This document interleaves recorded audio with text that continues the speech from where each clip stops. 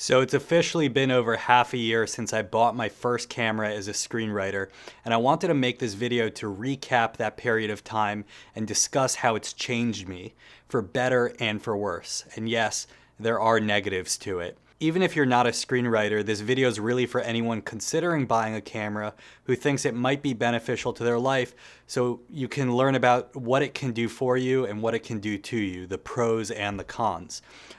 Before I dive in, I'll tell you a little bit about me, but the way I'm going to break down this video is I'm going to talk about how it's benefited my life creatively and professionally, how it's absolutely turned it upside down in that regard, and also how it's had some sort of negative impact. So I'm a screenwriter. I consider myself a filmmaker, a writer, director, but on my film sets, I've always left a heavy load of the visuals to the cinematographer.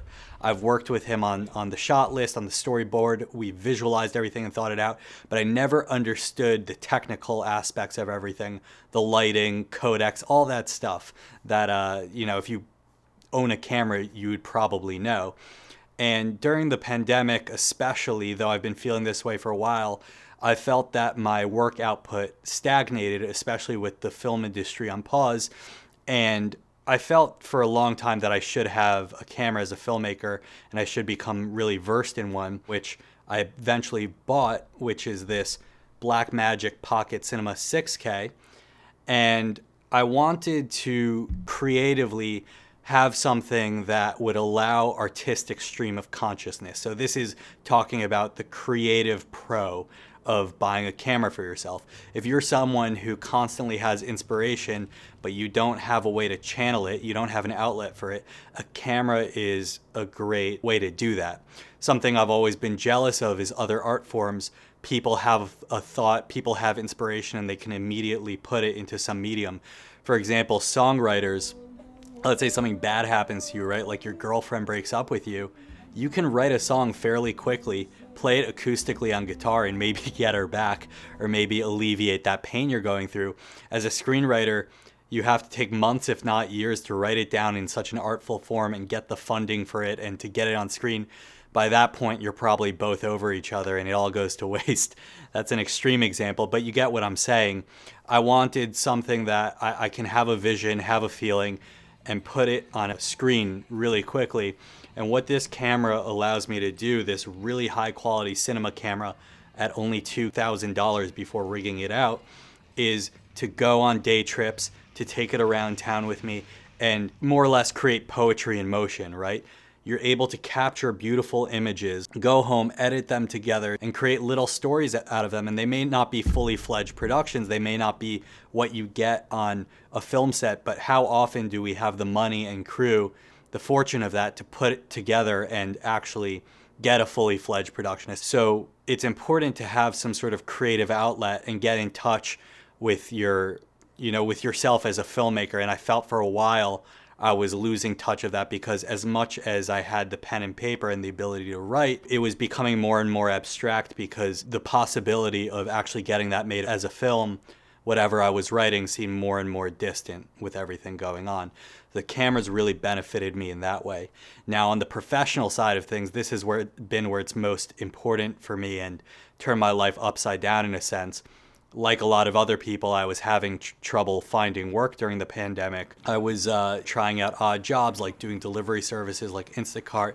And once I got a camera, I was basically able to work as a solo freelance artist, and people would hire me for things that paid. They may not have been my sole goals, but people were paying me good money for them, whether they were bar mitzvah videos, working on weddings, shooting concerts, live events, things like that. And then eventually I moved out here to Seattle, Washington. There's not really a big film industry here, but like I've mentioned in other videos, there's video work everywhere. There may not be film sets like for narrative stories like what I want to do, but there's tons of video work to get paid for.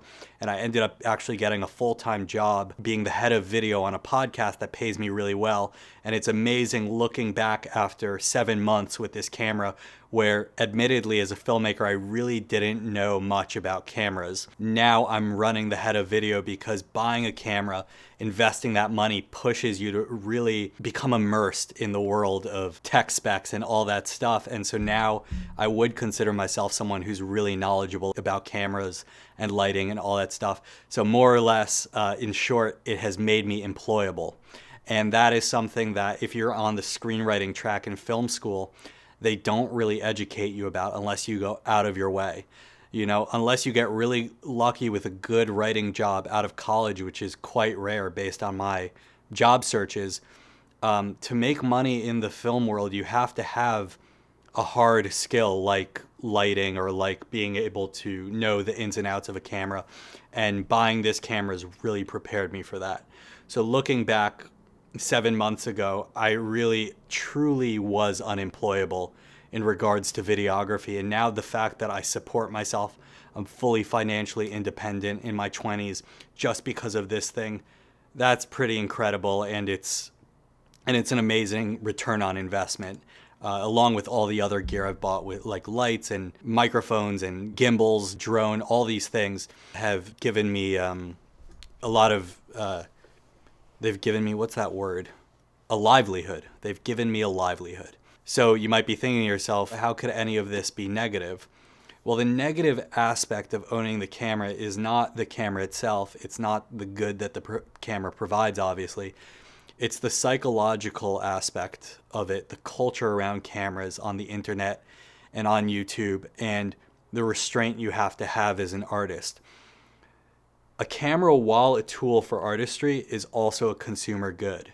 And all of these cameras, all of these gimbals, all of this gear has a huge marketing aspect behind it. And there are filmmaker influencers on the internet. I really view them more as content people or videographers pushing a lot of this gear, and not only pushing the gear whenever it comes out and kind of making money off it, but also convincing people that you never have enough gear, right? Because if you don't need gear anymore, they don't make money off that gear anymore. The way consumerism and cameras will work on YouTube is basically convincing you that you're almost ready to shoot, but you always need one more piece of gear, right? You always need that new monitor, that new kind of gimbal. I almost feel to an extent that these companies that release film gear intentionally make imperfect products so that they can always release something new. Just like how iPhones always have problems. They always die in battery.